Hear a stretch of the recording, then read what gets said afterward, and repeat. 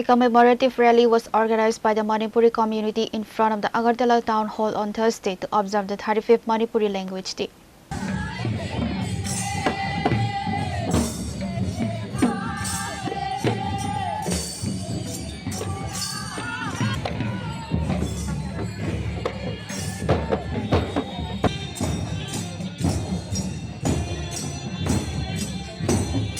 The procession traversed various key roads through the city. Organizers noted that Manipuri was officially included in the 8th schedule of the Constitution on August 20, 1992, leading to the annual observance of this day.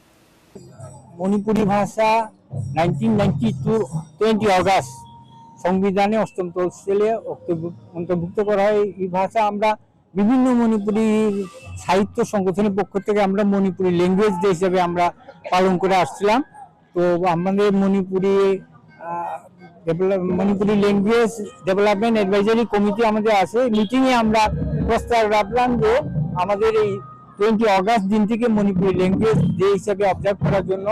তো 2024 থেকে মণিপুরি ভাষাকে সরকারি দপ্তরের যে Kokborok and other minority ল্যাঙ্গুয়েজের পক্ষ থেকে এটা Manipuri language হিসেবে পালন করা হয়েছে। এবার তৃতীয়তম এবং এবার তো মানে আমাদের অর্থমন্ত্রী চিফ গেস্ট হিসেবে থাকবেন, আর মণিপুরে আর্ট অ্যান্ড কালচার মিনিস্টার খোরাইজম লুকেন উনি স্পেশাল গেস্ট হিসেবে থাকবেন।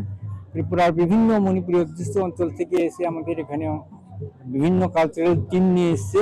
এখানে আমাদের কালচারাল অনুষ্ঠানও হবে, উদ্বোধনী প্রথমে আমরা একটা বিরাট আমরা প্রসেশন করব। আমাদের এটাই আর কি।